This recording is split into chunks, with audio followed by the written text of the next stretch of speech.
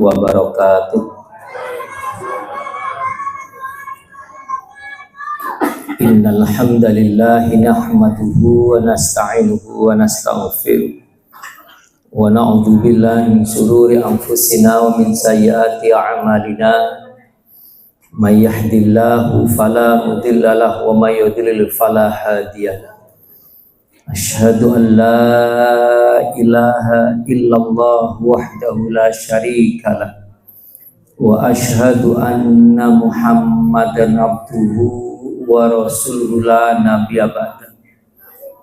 Bapak, Ibu, saudara sekalian, jamaah rahimakumullah, mari sejenak kita haturkan rasa syukur kita kepada Allah Subhanahu wa Ta'ala karena kita masih terpilih sebagai hambanya yang taat mengabdi kepada Allah.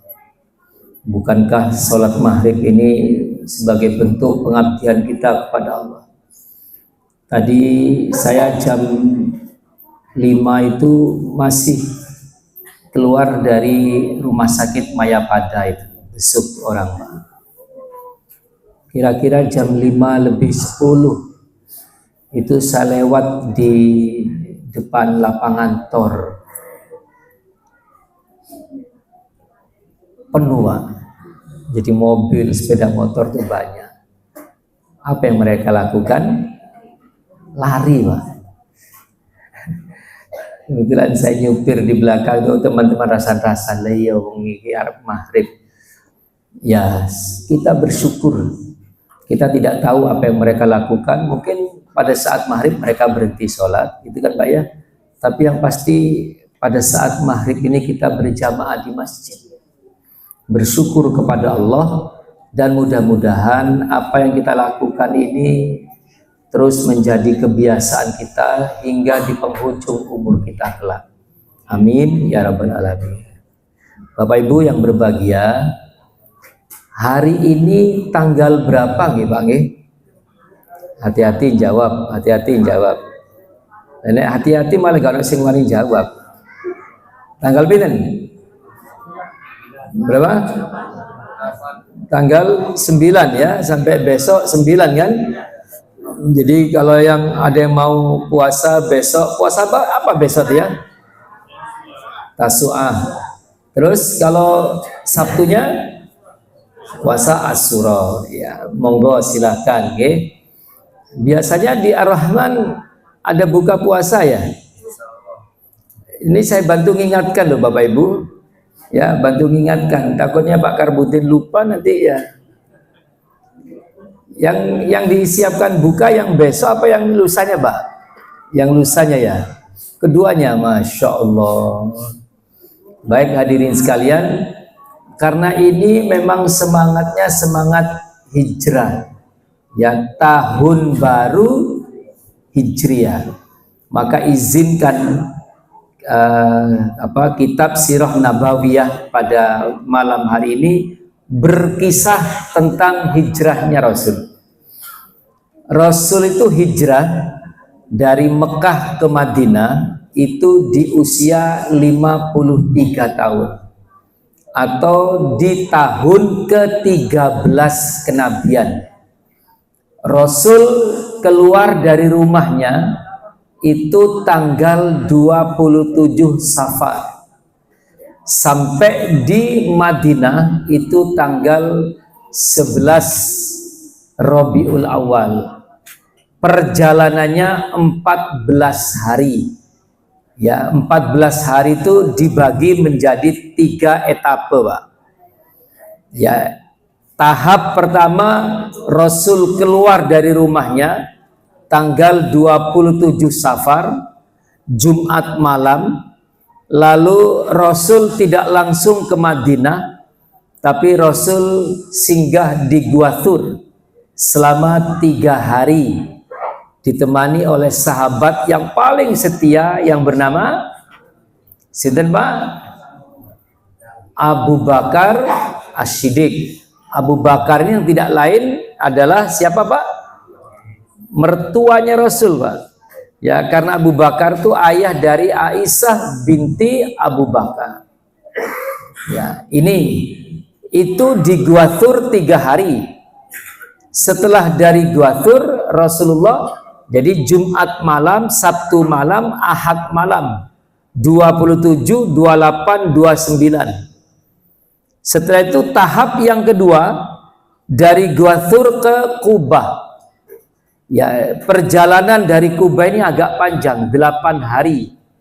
8 hari itu berarti mulai tanggal 1 Rabiul Awal, 2, 3, 4, 5, 6, 7, 8. Itu dari Gua Thur ke Kubah. Di Kubah Rasulullah sampai di hari Senin. Di Kubah itu Rasul singgah selama 4 hari. Perjalanan dari Gua Thur ke Kubah itu lebih dari 400 km, Pak. Karena Mekah ke Madinah itu 445 km. Rasul singgah di Kubah selama 4 hari, Senin, Selasa, Rabu, Kamis. Ya, 8, 9, 10, 11. Setelah itu Rasul melanjutkan perjalanannya, sampailah Rasul di Madinah hari Jumat. Itu ada yang mengatakan tanggal 11, ada yang mengatakan 12 Rabiul Awal. Nah, menceritakan hijrahnya Rasul itu, Pak, tidak bisa langsung sepenggal dari cerita itu. Ada awalnya. Ya, jadi bisa diikuti baik-baik, Pak. Saya katakan cerita ini bagus. Yang pertama, diawali dari Rasulullah itu mengalami kesedihan pada tahun ke-10 kenabiannya. Ya, jadi Rasul itu ditinggal oleh pamannya, yaitu di bulan Rajab. Rasulullah ditinggal oleh pamannya. Siapa, Pak, nama pamannya, Pak? Paman yang saya maksud ini sinten, Pak? Abu Thalib. 2 bulan berikutnya, tidak jauh, Pak, 2 bulan itu, Pak. 2 bulan berikutnya, di bulan Ramadan, Rasulullah ditinggal oleh istri tersayang. Saat itu Rasul belum punya istri lagi, kecuali hanya satu, yaitu Khadijah binti Khuwailid. Di bulan Ramadan itu yang akhirnya Rasul bersedih. Nah, ketika 2 pilar dakwahnya Rasul, 2 pilar saya katakan, Abu Thalib itu, Pak, walaupun masih kafir, tapi tidak ada orang yang berani demek istilahnya ganggu Rasulullah selama ada Abu Thalib. Ya, setelah Abu Thalib dan Khadijah meninggal, maka kafir Quraisy itu semakin berani sampai Rasul itu, Pak, diusir tahun 10 kenabian. Berarti Rasul usia berapa? Dereng, Pak. Ini 10 tahun kenabian. Rasul diangkat menjadi nabi umur berapa, Pak? 40. Kalau 10 tahun kenabian berarti berumur 50 tahun. Ditinggal oleh istri tersayang, oleh paman tercinta. Akhirnya, Pak, Rasul itu diusir dari kota Mekah. Rasul mencoba berdakwah ke Taif. Ya, pernah dengar Taif, Pak? Jenengan kalau haji atau umroh mesti ada sesi city tour ke Taif. Ya, nek bejo isok numpak gondola itu, kereta gantung itu, ya. Ya, hadirin sekalian, Taif itu jaraknya dari Mekah itu 60 mil. Artinya hampir 100 km. Rasulullah berjalan, Pak. Saya baca semua kitab sirah nabawiyah, itu tidak ada keterangan Rasul naik kuda atau naik unta. Rasul itu berjalan ditemani oleh anak angkatnya, hanya seorang yang bernama Zaid bin Harithah. Ya, jangan meremehkan nama ini, Pak. Sahabat Rasul yang jenengan paling anggap paling dekat siapa, Pak? Boleh sebut agak cepat. Abu Bakar, Umar, Utsman, Ali. Semuanya tidak ada disebut di Al-Quran. Tapi Zaid bin Harithah itu satu-satunya sahabat yang namanya disebut di Al-Quran. Zaid. Ya, dalam surah Al-Ahzab ayat 37 itu Allah menyebut kata Zaid. Ya, bahkan mantan istrinya Zaid itu dinikahi oleh Rasulullah. Zainab binti Jahsy itu dinikahi oleh Rasulullah. Ini sebagai pelajaran bahwa seorang laki-laki itu boleh menikahi mantan istri anak angkatnya. Karena saat itu di Mekah sangat tabu, hadirin sekalian. Nah, Rasulullah ditemani oleh Zaid berdakwah di Mekah, di Taif 10 hari, tidak ada satupun orang, saya ulangi, tidak ada satupun orang yang memeluk agama Islam. Ini tragedi besar bagi Rasul Muhammad. Bahkan Rasul tuh keluar dari Taif tuh Pak, sepanjang 3 mil, berarti 4,5 kilo, itu dilempari ya oleh orang-orang Taif. Orang-orang kaya Taif itu Pak membayar, menyuruh budaknya, menyuruh pembantunya, menyuruh anak kecil melempari Rasulullah sampai berdarah-darah. Makanya ketika Rasul sudah berada di Madinah, ketika Rasul sudah mau meninggal Pak, itu ditanya oleh Aisyah, "Ya Rasulullah, apa yang paling menyedihkan bagimu setelah Uhud?" Uhud itu kan Rasul kalah Pak. Rasul itu mengatakan Taif. Jadi memang menyedihkan, 10 hari tidak dapat orang satupun, dilempari Pak. Ya, sampai Rasul itu bersembunyi di sebuah kebun kurma milik Abu Rabi'ah. Abu Rabi'ah itu Ibnu Rabi'ah. Ibnu Rabi'ah itu Pak, 2 anaknya Pak Rabi'ah, namanya Syaibah bin Rabi'ah dan Utbah bin Rabi'ah. Nah, ini Pak, ada kisah di sini Pak. Di kebun kurma Rasul dikasih anggur. Rasul tuh Pak, karena kasihan melihat orang berdarah-darah, terus Abu Rabi'ah itu menyuruh pembantunya yang namanya Adas itu memberikan anggur. Dan disitulah Rasul membaca doa mau makan Pak. Ternyata doa yang dibaca oleh Rasulullah bukan Bismillahirrahmanirrahim, bukan Allahumma barik lana fima razaqana, bukan. Apalagi Bismika Allahumma ahya, itu kan doa mau tidur Pak ya. Yang dibaca oleh Rasulullah ketika mau makan anggur itu Pak, Bismillah. Hanya itu Pak. Tolong bedakan doa dengan awal surah. Kalau awal surah itu memang Bismillahirrahmanirrahim. Tapi kalau doa, jenengan boleh sebutkan sekarang. Doa apa yang diawali dengan Bismillahirrahmanirrahim? Sebutkan apa Pak? Doa mau keluar rumah, apa doanya? Bismillahirrahmanirrahim, bukan Bismillahirrahmanirrahim. Nyembelih kurban, apa Pak Tasmo? Bismillahi Allahu Akbar. Naik pesawat, apa doanya? Bismillahirrahmanirrahim wa mursani rabbil ghafurur rahim. Malam Jumat apa doanya? Loh, ada yang ketawa. Bukan Bismillahirrahmanirrahim, Bismillah ya. Bismillah. Itu hadirin sekalian. Nah, hadirin sekalian, Rasulullah akhirnya singgah di sebuah perkampungan. Perhatikan baik-baik ini. Singgah di sebuah perkampungan dengan berdarah-darah itu Jibril datang Pak, membawa 2 malaikat penjaga bukit. Apa kata Jibril? Ya Rasulullah, ini ada 2 malaikat. Kalau engkau berkenan, perintahkan 2 malaikat itu, maka bukit itu akan dibalik, ditimpakan kepada orang Taif. Karena Jibril pun tidak tega melihat Rasul yang berniat baik, ya, dilempari sampai berdarah-darah. Yang namanya Zaid bin Harithah itu Pak melindungi Rasul dengan ngatasi Pak, saking banyaknya orang. Diceritakan tuh orang itu seperti bikin brigade Pak, kanan kirinya sama-sama ada orangnya Pak, melempari semua sepanjang 3 mil, sepanjang 4,5 kilo. Ya, Jibril menawarkan, ya Rasulullah, ini aku bawa 2 malaikat penjaga bukit. Kalau engkau berkenan, perintahkan 2 malaikat ini, maka bukit itu akan dibalik, ditimpakan kepada orang Taif. Kalau jenengan yang ditawari gimana Pak? Gaspol. Insyaallah. Makanya jenengan tidak diangkat jadi nabi Pak.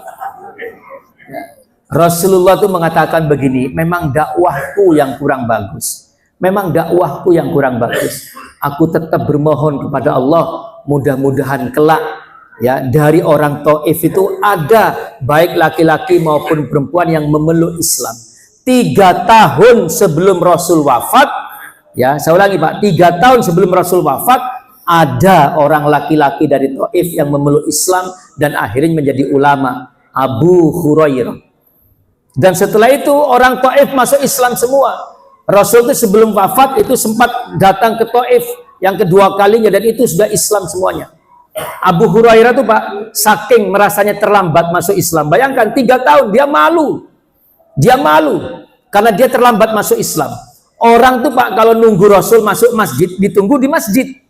Soalnya gini Pak, gini. Kalau rumahnya Rasul sebelah ini, mana Pak Tri ya? Ya, kalau rumahnya Rasul sebelah ini di Pak Tri ini, ya, itu orang menunggu Rasul tuh di masjid. Abu Hurairah Pak nunggu di depan pintunya Pak. Abu Hurairah itu karena merasa terlambat, kepingin tahu bagaimana Rasul itu kalau membuka pintu, bagaimana melangkah ketika meninggalkan rumahnya, bagaimana menoleh ketika disapa. Itulah keingintahuan dari Abu Hurairah. Sudah selesai Pak. Setelah pulang dari Taif ini, berarti ini kan sudah masuk kurang lebihnya tahun 11 kenabian. Pekerjaannya Rasulullah itu Pak dari rumah ke rumah, door to door. Karena apa? Sudah tidak berani berdakwah karena orang kafir Quraisy di Mekah ini sangat benci dan mereka tuh semakin berani karena Abu Thalib dan Khadijah sudah tidak ada. Maka Rasul itu door to door Pak. Termasuk ketika musim haji ini ke bulan apa Pak? Ojo ngomong April ya. Musim haji ini bulan apa Bu? Zulhijjah. Rasul itu Pak, perhatikan baik-baik Pak, biar gak salah paham. Haji itu Pak sudah berjalan Pak. Setiap musim haji bulan Zulhijjah, Mekah ini rame Pak. Banyak orang dari luar Mekah itu berhaji. Saya tidak tahu apakah mereka itu Islam, apakah hajinya sama seperti, tapi saya pikir tidak sama. Ya, disyariatkan oleh Ibrahim itu tidak seperti persis yang disampaikan oleh Kanjeng Nabi. Ya, baik hadirin sekalian, banyak orang dari mana-mana datang ke Mekah, termasuk ada yang dari Yathrib. Pundi Yathrib nih Pak? Pasar Kembang, pundi Yathrib ini. Dari Madinah ada 6 orang dari Madinah datang, namanya belum Madinah. Madinah itu dirubah namanya ketika Rasul sudah sampai di Madinah. Ya, ada 6 orang dari Yathrib datang ini untuk berhaji Pak. Mereka tidak ada gambaran mau ketemu dengan Kanjeng Nabi, tidak ada. Cuman mereka ini mendengar bahwa di Mekah itu ada seorang Nabi, tapi mereka tidak tahu bagaimana agar mereka bisa bertemu, tidak. Tapi Rasul itu Pak memanfaatkan kesempatan itu berkeliling, ya, terutama di sekitar Aqabah. Aqabah ini apa Pak? Tempat balang jumroh, tempat melempar jumroh. Rasul itu menyelinap di antara orang-orang yang di antara tenda-tenda itu untuk apa? Memperkenalkan dirinya sebagai seorang nabi. Sampailah Rasul itu bertemu dengan 6 pemuda dari Yathrib. Diingat baik-baik Pak. 6 pemuda inilah cikal bakal dari kaum Ansor dari Madinah. 6 orang itu Pak, Bapak boleh tidak hafal, tidak apa-apa. Tapi yang nomor 1 jenengan harus hafal. Namanya As'ad bin Zurarah. Saya ulangi nggih, As'ad bin Zurarah. Ada namanya Auf bin Al-Kharif. Ada yang ketiga itu Rafi bin Malik. Ada Qutbah bin Amr, ada Aqabah bin Amr, dan ada Jabir bin Abdillah. Yang paling penting untuk diingati yang pertama Pak, karena ini nanti yang akan berdakwah juga di Madinah, As'ad bin Zurarah. Hadirin sekalian, 6 orang ini sedang duduk di lembah Aqabah. Rasul memperkenalkan diri. Bolehkah aku duduk di tengah-tengah kalian? Silakan. Lalu Rasul memperkenalkan diri. Sampai akhirnya apa? 6 orang ini berbaiat Islam. Ini yang disebut dengan baiat Aqabah. Karena 3 kali, maka ini disebut dengan baiat Aqabah yang pertama. Berapa orang Pak? 6 orang. Diingat baik-baik. Ya. Bulan Zulhijjah tahun berikutnya datang lagi 12 orang Pak. Kalau 12 orang ini Pak sekarang memang berniat mencari Muhammad Rasulullah. Dia datang berhaji dan memang ingin mencari Rasul. 12 orang ini Pak, 5 orangnya orang yang kemarin, tahun kemarin. Yang tidak ikut itu Jabir bin Abdillah. Jenengan tepang Pak. Betul nggih? Enggak kenal lagi, masih gak melok masuk ngurus nggih. Enggak kenal lagi kok. Nggih. Yang 5 ini orang lama, ya yang 7 ini orang baru, datang 12 orang itu. Hadirin sekalian, setelah 12 orang datang, mereka sudah ditemui oleh Rasulullah. Sudah tidak sulit, karena mereka memang sudah ingin mencari Muhammad Rasulullah. Lalu di antara mereka ada yang mengatakan, As'ad bin Zurarah mengatakan, ya Rasulullah, kami ini ingin berdakwah di Madinah. tapi saya tidak tahu tentang Islam ya Rasul. Saya tidak tahu ilmunya. Itulah Pak. Makanya Rasul mengutus seorang duta, mengutus seorang delegasi, utusan bernama Mus'ab bin Umair. Dicatat baik-baik Pak. Ini nama-nama orang luar biasa. Bu, Mus'ab bin Umair itu Bu, anaknya masih muda. Ya, masih umur likuran. Umur piro nak? Wah, seperti kamu nak, Mus'ab bin Umair nak. Masya Allah. Ya, masih umur likuran. Pak, apa kata orang di Mekah? Tidak ada pemuda yang bajunya sehalus Mus'ab bin Umair. Anaknya orang kaya Pak. Setelah Khadijah binti Khuwailid tidak lagi menjadi orang paling kaya, maka ibunya Mus'ab ini yang bernama Hasnah binti Malik itu menjadi orang paling kaya Pak. Mus'ab bin Umair itu Pak, Bu, kalau lewat depan gang ini, gang pinten Pak Karbut ini? Gang 10, Bu ya. Orangnya sudah lewat, sudah belok, sudah gak kelihatan.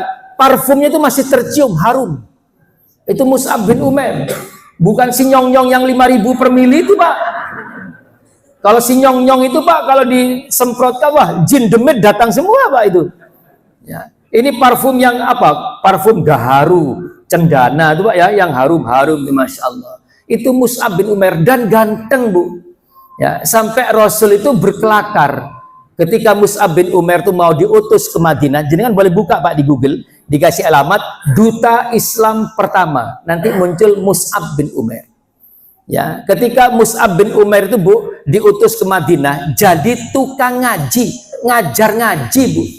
Ngajar ngaji Pak. Wes gak aneh-aneh. Bukan penceramah, diutus sebagai guru ngaji. Apa kata Rasulullah? Berkelakar ya ketika Mus'ab mau berangkat ke Madinah, sebentar lagi akan banyak perempuan Madinah yang masuk Islam. Soalnya guru ngaji ini ganteng. Kau siapa lagi? Nah, ganteng. Nah, sudah punya istri ya? Sudah.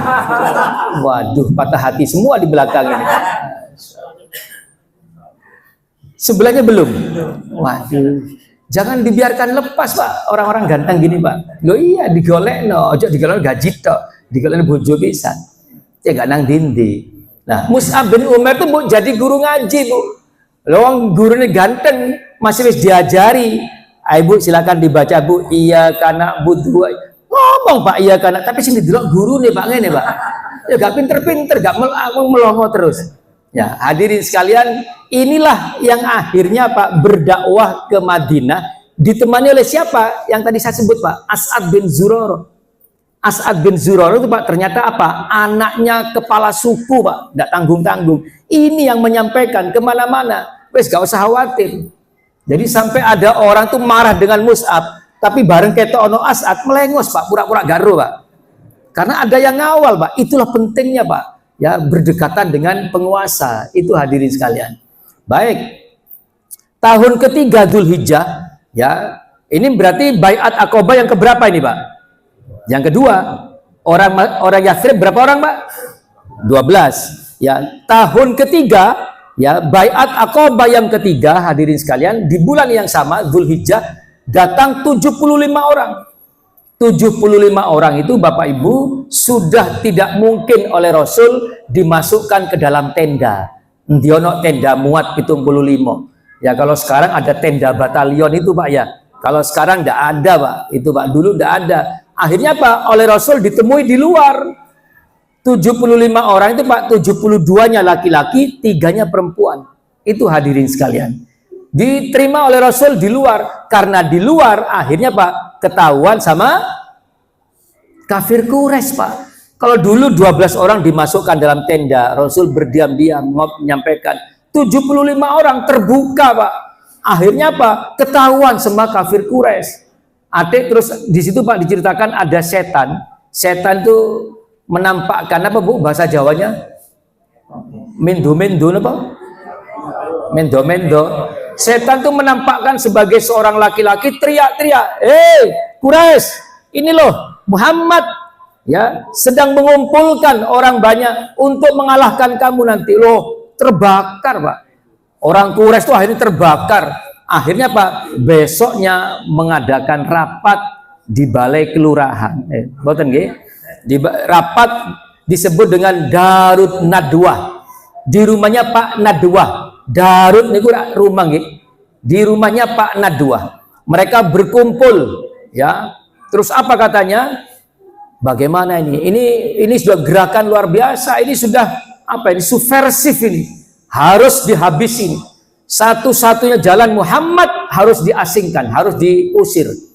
Akhirnya muncul pendapat. Bagaimana pendapat kalian? Ada yang mengatakan diusir saja Muhammad. Apa katanya? Ndak iso. Diusir, misalnya diusir nang Sidoarjo. Nang Sidoarjo dia akan dakwah. Orang Sidoarjo masuk Islam semua. Masukkan penjara kalau begitu. Nek lebol penjara, sak penjara kalau melebu Islam kabeh. Karena apa? Muhammad itu memang pribadi paling menarik, Pak.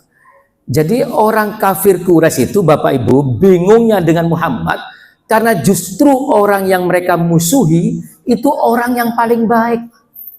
Orang yang paling baik. Muhammad Rasulullah itu Pak sudah mendapatkan gelar Al-Amin, gelar yang dapat dipercaya itu sebelum menjadi nabi, Pak. 5 tahun sebelum kenabian, berarti masih umur 35 tahun. Dianggap orang paling baik. Jadi mereka ini bingung, Pak. Dia Pak Noi seumpama musuh itu wong sing resek paling gampang, Pak. Ini orang yang paling baik. Kamu buang percuma, di sana dia akan berdakwah masuk Islam semua. Di penjara masuk Islam semua. Akhirnya apa? Dibunuh saja. Kita carikan orang yang hebat suruh membunuh. Jangan. Kalau kamu nunjuk satu orang untuk membunuh Muhammad, nanti Bani Hashim itu akan marah. Sinten Bani Hashim nih, Pak? Muhammad bin Abdullah bin Abdul Muthalib bin Hashim. Jadi bapak kakeknya itu punya kumpulan, Pak. Terdiri atas 40 orang hebat, 40 orang dewasa. Jadi jangan kalau hanya satu kelompok orang yang membunuh, Bani Hashim nanti ngamuk. Maka usul yang diterima, Pak, usulnya setan, Pak. Setan tadi itu masuk lagi, Pak, ke rapat itu mengusulkan supaya dipilihkan 20 pemuda yang gagah berani. Dicatat baik-baik, Pak, gagah berani. Ono sing gagah tapi gak wani, Pak. Ono sing wani tapi gak gagah. Hati-hati wong lanang ku kadang-kadang brengose ketel. Wih, nang kantor ojo maneh wani demek, ngelirik gak wani. Tapi nang omah kudu, Pak. Betul, Pak nggih? Nggih, Pak. Oh, nang kantor kok sing hebat-hebat nang omah helme gak wani dicopot nek gak nang jero kamar mandi, Pak. Bojone watu. Apa, Dek?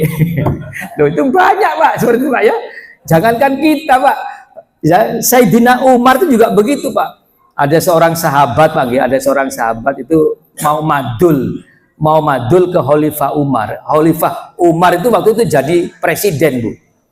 Mergo diomeli terus mbek bojone. Tak kandhakno khalifah kok. Tak kandhakno khalifah. Berangkatlah orang ini, Pak, mau madul ke khalifah. Mau ketok pintu, Khalifah Umar tuh, Bu, sedang dimarahi sama istrinya, Bu, di dalam.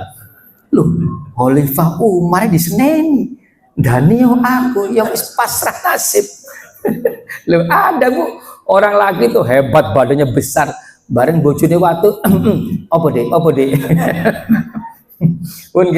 Ini dipilih 20 pemuda yang gagah berani, ya, dari masing-masing kabilah. Jadi nanti kalau Bani Hashim tidak terima, ya wes cek berhadapan dengan 20 kabilah. Nah, hadirin sekalian, ditentukanlah waktunya itu malam 27 Syafar. Soalnya lagi, malam 27 Syafar itu Rasulullah dikepung rumahnya. Paginya Rasulullah itu mendapatkan bisikan dari Jibril. Apa kata Jibril? Nanti malam kamu jangan tidur di tempat biasanya. Pernah dengar cerita ini, Pak? Dibisiki sama Jibril. Nanti malam kamu jangan tidur di tempat biasanya. Maka habis duhur Rasulullah datang ke rumah Abu Bakar merancang rencana.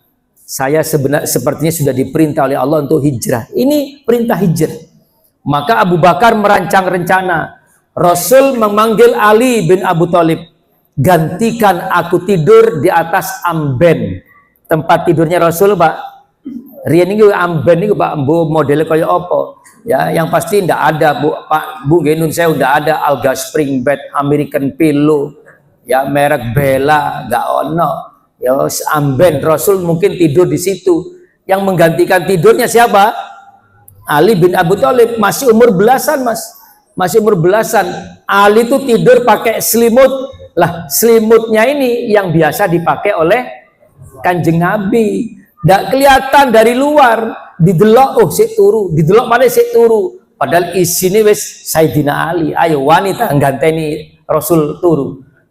Loh, apes iso-iso. Loh, urusan baik wong gagah berani mau. Ya, tapi Sayyidina Ali rela. Lah orang Arab itu Pak Nun sebagai pantangan membunuh orang yang sedang tidur. Pantangan juga membunuh orang di dalam rumahnya. Dinteni metune. Ya, padahal Rasulullah sudah diselamatkan oleh Allah. Bahkan diceritakan Rasul mengambil pasir ditaburkan di atas kepala 20 orang tadi itu. Malam itu Rasulullah ke rumahnya Abu Bakar. Langsung oleh Abu Bakar dilewatkan pintu belakang. Rasulullah pergi dengan Abu Bakar. Perhatikan, pergi dengan Abu Bakar berdua.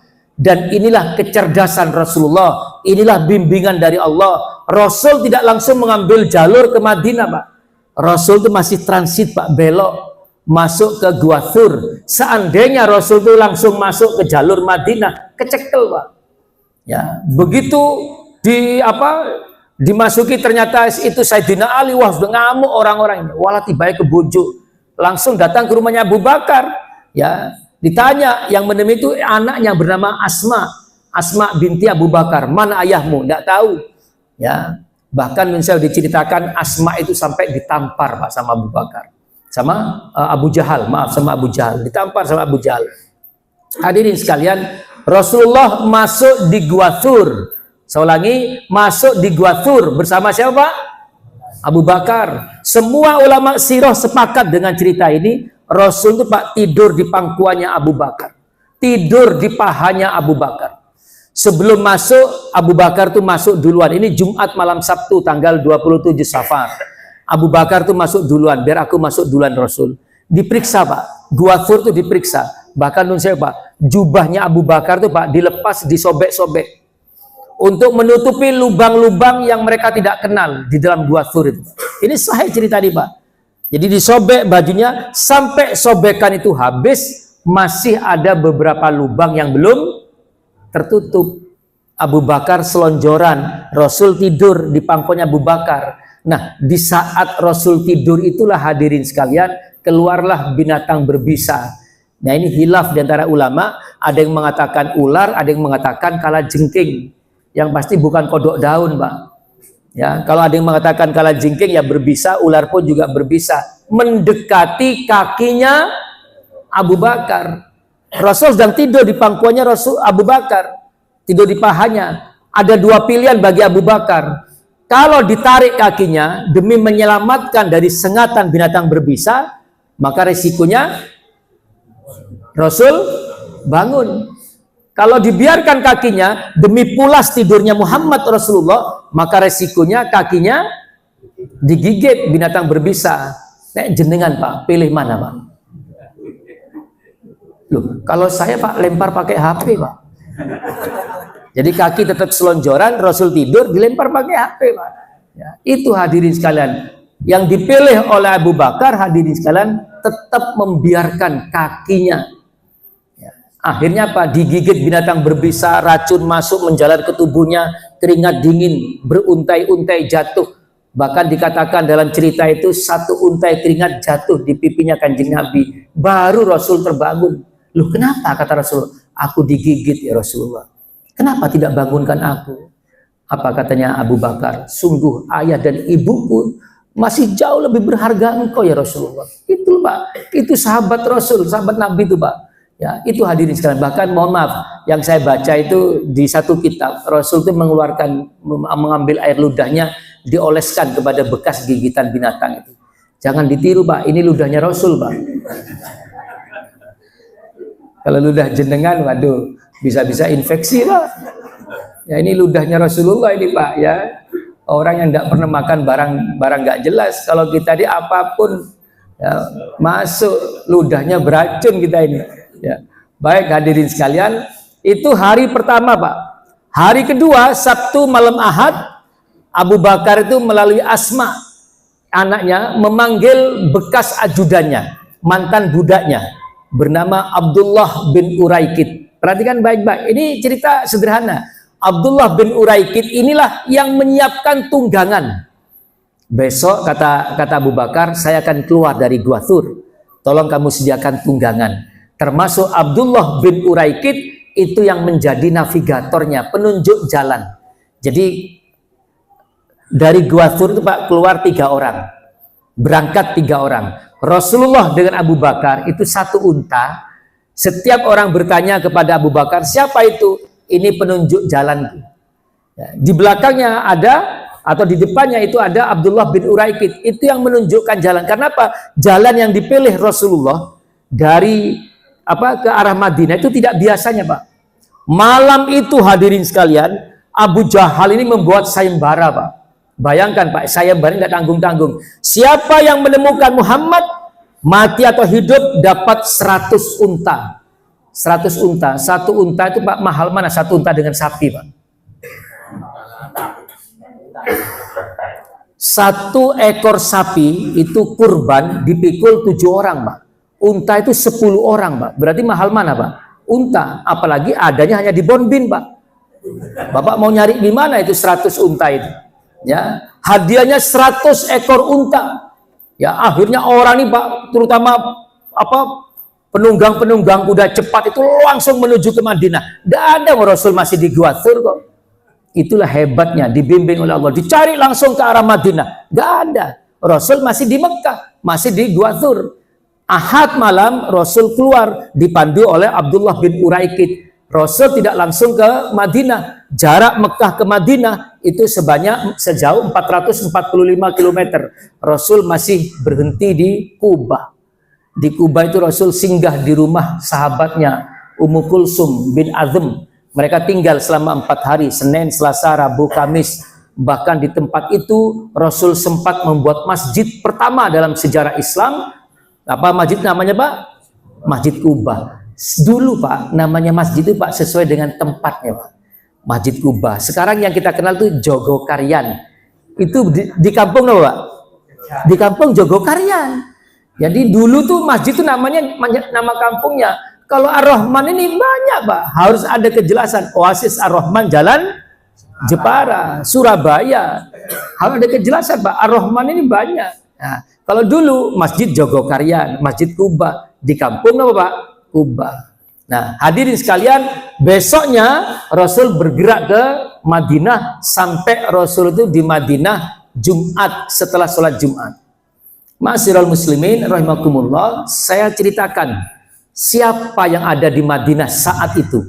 Ada 3 kelompok manusia. Perhatikan baik-baik, ada 3 kelompok orang. Yang pertama kaum muslimin, yang kedua adalah Yahudi, dan yang ketiga munafikun. Ya, munafik ini berarti orang Islam atau orang di luar Islam, Pak? Orang Islam munafik itu. Saya ceritakan pelan-pelan, satu persatu. Yang pertama kaum muslimin. Jumlahnya paling banyak, diperkirakan 1.500 orang. Di Madinah itu orang Islam. Orang Islam itu, Pak, terbagi 2. Yang pertama adalah muhajirin, dan yang kedua siapa? Ansor. Siapa muhajirin ini?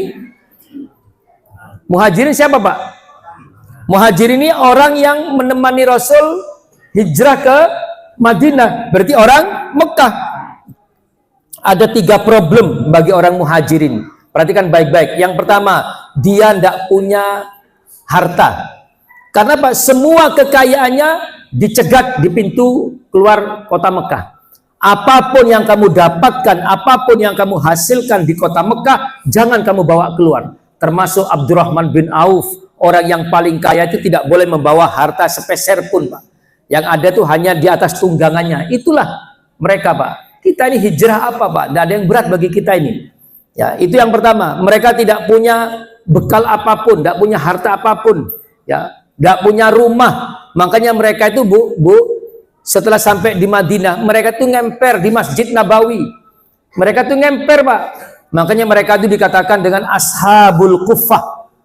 Ashabul Kufah itu penghuni. Kalau Ashabul Kahfi ini penghuni gua, ini penghuni teras. Ya, yang kedua, mereka ini meninggalkan istri dan anak. di Mekah, sedangkan Mekah di bawah kekuasaan kafir Quraisy. Apa nih gak cekot-cekot, apa nih gak kemut-kemut. Ya apa bojoku iku diapakno anakku. Itu Pak yang diamali oleh kaum Muhajirin. Dan yang ketiga, mereka tuh Pak memiliki mata pencaharian yang berbeda Pak. Orang Mekah ini Pak keahliannya berdagang dan angon. Ya, kalau berdagang mereka ini Pak dari Mekah ke Palestina, dari Mekah ke Syam mereka berdagang. Sedangkan orang-orang Madinah kebiasaannya bertani Pak, berkebun, terutama kebun kurma. Makanya jenengan nun sewu kalau ke Ampel Pak, kalau ke Ampel itu jenengan ketemu kurma Mekah apa kurma Madinah? Kurma Madinah Pak. Karena Pak mereka pencahariannya memang berkebun. Orang Mekah ini berdagang. Dari mana kita tahu? Li'ilafi Quraisy ilafihim rihlata syita'i wassaif. Kebiasaan orang-orang Quraisy, mereka ini berdagang. Rihlah itu perjalanan jauh termasuk berdagang. Dari mana? Dari Mekah ke Syam. Saya lanjutkan Pak, sudah. Yang keempat, mereka ini mengalami kondisi yang sangat sulit. Karena apa? Di Madinah itu Pak, kalau panas lebih panas dari Mekah, kalau dingin lebih dingin daripada kota Mekah. Sudah. Yang pertama orang Muhajirin. Yang kedua adalah orang Ansor. Orang Ansor ini Pak ada dua kelompok besar, yaitu Aus dan Khazraj. Khazraj itu tulisannya K-A-Z-R-A-J. Khazraj. Ini dua kelompok yang besar. Ya. Kalau yang Aus itu berada di tengah kota Madinah, sedangkan yang Khazraj itu berada di pinggir kota Madinah. Dan mereka ini Pak, selama 200 tahun mereka tuh pernah berperang 4 kali. Berperang 4 kali Pak, dan dicatat dalam sejarah 2 kali Aus menang, 2 kali Khazraj menang. Jadi skornya 2-2 Pak, bukan 6-0 seperti timnas dan Jepang itu Pak. Ya, ini 2-2 skornya. Ya, ini mereka Pak yang bertarung terus. Adapun yang ketiga yaitu orang Yahudi. Orang Yahudi itu terbagi menjadi 3 kelompok. Ada namanya Bani Nadir. Bani Nadir itu kalau di peta itu di atas Pak, berarti di utara Pak. Ya, sampai mau keluar kota Madinah, Bani Nadir. Ketuanya itu adalah Sofia binti Huyai, namanya Pak Huyai. Pak Huyai itu ketuanya orang Bani Nadir Pak. Setelah perang dikalahkan sama Rasulullah, akhirnya Sofia itu dinikahi oleh Rasulullah. Makanya Sofia itu ketika Rasul cerita ke Aisyah, Rasul tuh Pak kalau nikah saya beritahu Pak, tapi jangan ditiru Pak. Rasul tuh langsung ngomong ke Aisyah, tadi pagi saya menikah sama Sofia binti Huyai. Cuman gitu dong Pak, nggak pakai surat bermaterai, nggak pakai. Tapi jangan ditiru Pak, kacau nanti Pak ini Pak. Ya. Rasul tuh cerita sama Aisyah, tadi pagi saya menikah dengan Sofia binti Huyai. Sampai ngamuk Aisyah tuh. Loh, engkau menikah dengan orang putri Yahudi itu? Enggak, sudah masuk Islam kata Rasulullah. Itu Pak. Baik hadirin sekalian, Bani Nadir. Itu ada di utara. Di selatan itu namanya Bani Khuraizah. Khuraizah itu Pak di paling bawah kalau di peta itu di selatan. Yang di tengah-tengah kota Madinah itu namanya Bani Qoiniko. Hadirin sekalian, orang Yahudi, Pak, perhatikan baik-baik. Orang Yahudi yang di Mekah, satupun tidak ada yang orang asli Madinah. Semua itu Pak pendatang dari Palestina. Mengapa mereka datang ke Madinah? Karena mereka tuh baca di kitab sucinya, di Taurat, bahwa Nabi yang terakhir kelak ada di Madinah. Lalu mereka tuh ratusan tahun sebelum Rasul di Madinah, mereka sudah hijrah ke Madinah. Apa tujuannya? Soporo, Nabi yang terakhir tuh lahir dari keluarga kami. Atau paling tidak punya relasi dengan kami. Ternyata tidak, hadirin sekalian. Itu mereka berbondong-bondong. Dan mereka ini pedagang, Pak. Mereka ini pedagang. Saya tanya sekarang, kalau orang Madinah tadi apa Pak? Mata pencariannya? Bertani, berkebun. Yang orang Yahudi yang tinggal di Madinah sebagai pedagang. Pinter mana pedagang dengan petani, Pak? Pedagang. Makanya orang Yahudi di Madinah itu, Pak, walaupun sedikit tapi dia dominan. Dan pekerjaannya mengadu domba, Khazraj dengan Aus. Makanya orang Yahudi itu memanggil orang Madinah dengan Ummiyin. Ummiyin itu orang awam. Saya tambahkan sedikit, Bang. Yang ketiga itu adalah kaum munafikin. Munafikin itu adalah orang Islam yang tidak puas dengan Rasulullah. Salah satunya pemimpinnya bernama Abdullah bin Ubay. Abdullah bin Ubay itu mengapa dia makar? Karena Abdullah bin Ubay itu begini, Pak. Dia ini bermimpi, obsesi ya, berhayal, kepingin menjadi, boleh dikatakan wali kota Madinah. Dengan cara apa? Menyatukan Khazraj dan Aus. Kalau saya bisa menyatukan Khazraj dan Aus, maka saya akan menjadi tokoh. Nah, ternyata apa? Belum sempat disatukan, Rasulullah hijrah ke Madinah. Sehingga Aus dan Khazraj itu bersatu di bawah naungan Rasulullah. Jadi Abdullah bin Ubay itu kalau bahasa kita Pak, kalah pilkada. Ya, dia makanya dia kecewa. Nanti di perang Uhud mereka tuh disersi Pak, mengeluarkan pasukan 300 keluar dari perang Uhud. Ya, hadirin sekalian, mungkin ini yang dapat saya sampaikan. Sebenarnya masih banyak yang harus saya sampaikan terkait dengan hijrah. Yang ingin saya sampaikan hadirin sekalian, sahabat-sahabat Rasul itu meninggalkan Mekah itu dengan resiko yang jauh lebih besar daripada kita. Kita ini apa Bapak Ibu? Ya, mereka meninggalkan keluarganya, meninggalkan harta bendanya. Saya kan kapan hari itu kan sempat berpesan, hijrahnya kita itu yang pertama berhenti mengatakan minggu. Ayo kita biasakan menggunakan bahasa apa Pak? Ahad. Siap Bu G? Itu hijrahnya kita. Tidak perlu kita ke Madinah, berbondong-bondong ke Madinah, enggak. Tapi ayo, sesuatu yang tidak islami kita lepas. Walaupun itu sudah mendarah daging, kita lepas. Dan itu jauh lebih ringan Pak, daripada meninggalkan harta benda. Sahabat-sahabat Rasul itu meninggalkan harta benda. Tinggalkan. Mulai sekarang kita biasakan mengatakan ahad. Dan jangan lagi mengatakan, loh kok saya sih ngomong? Ya, kalau mau mengatakan 7 hari, jangan mengatakan seminggu Pak, tapi sepekan. Betul Pak Nggih? 2 minggu, 2 pekan. Dan yang kedua hadirin sekalian, hijrahnya kita, ayo kita rubah mindset kita. Kita ini sekarang berada di bulan yang mulia, Arbaatun Hurum, 4 bulan yang mulia, termasuk bulan Muharram. Jangan pernah mengatakan Muharram ini bulan jelek. Jangan pernah. Allah tidak pernah menciptakan bulan jelek. Ya, kalau dikatakan Muharram, orang sepakat mulia Pak. Tapi kalau dikatakan bulan Suro, lah ini terus orang mengatakan jangan menikahkan anak di bulan Suro, jangan pindah rumah di bulan Suro, jangan mau gajinya dinaikkan di bulan Suro. Jangan Pak, Allah tidak pernah menciptakan bulan jelek, betul Bang? Ya, bahkan di bulan Suro itu ada sebuah tanggal yang sangat mulia, sampai akhirnya kita disunnahkan untuk puasa. Kapan tuh Pak? Hari Sabtu besok. Ya, saya umumkan hari Sabtu besok tanggal 10 Suro disunnahkan kita berpuasa oleh Rasulullah. Karena apa? Di tanggal 10 Muharram itu datang pertolongan Allah ya melalui nabinya. Perhatikan baik-baik. Taubatnya Nabi Adam diterima oleh Allah di tanggal 10 Muharram. Ya, Nabi Nuh diselamatkan oleh Allah dari banjir yang luar biasa tanggal 10 Muharram. Nabi Ibrahim dibakar tidak mempan tanggal 10 Muharram. Nabi Yakub dia menangis karena Yusufnya hilang, air matanya kering, tidak bisa melihat, dibukakan kembali oleh Allah tanggal 10 Muharram. Ya, Nabi Yusuf diselamatkan dari fitnah keji penjara Kiftir tanggal 10 Muharram. Nabi Yunus dikeluarkan dari perut ikan lele tanggal 10 Muharram. Loh, kenapa Pak? Oh, ikan paus. Ya kerungu aja. Ya. Termasuk Nabi Musa. Nabi Musa itu diselamatkan dari kejaran Fir'aun tanggal 10 Muharram. 10 bahasa Arabnya apa Pak? Asuro, Asaroh. Makanya muncul bulan Suro. Jangan terus dikatakan jelek. Betul Pak G? Dan yang terakhir, hijrahnya kita. Ayo kita makmurkan masjid. Ya, awali peradaban itu dari masjid. Pak, bersungguh-sungguh untuk memakmurkan masjid. Dan siapapun yang memakmurkan masjid akan diangkat sebagai ahlullah, sebagai keluarganya Allah. Dan yang terakhir juga saya mengajak, ayo biasakan berniaga dengan sesama muslim.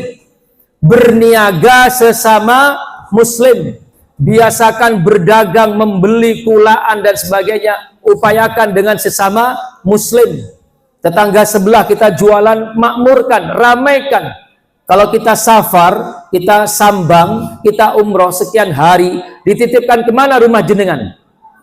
Tetangga sebelah Pak, bukan ke minimarket itu Pak. Jadi kalau kita butuh, maka mari kita saling membantu. Ya, yang punya toko juga harus lebih bagus memberikan layanan, biar orang yang beli juga tidak kecewa. Kalau di Indomaret Pak kita keliling enak, ya kan, tinggal ambil. Kalau di tokonya orang Islam ini sampai bengok-bengok, tumbas. Saya gak metu-metu sampai entek, kepingin itu sampai entek. Ya, ngoten Bapak Ibu nggih, mudah-mudahan niat kita berjihad, beribadah kepada Allah diijabah oleh Allah Subhanahu wa taala. Terima kasih, mohon maaf bila ada hal yang kurang berkenan. Kita akhiri dengan tahmid dan doa kafaratul majlis. Alhamdulillahirabbil alamin. Subhanakallahumma wa bihamdika asyhadu an la ilaha illa anta astaghfiruka wa atubu ilaik. Wassalamualaikum warahmatullahi wabarakatuh.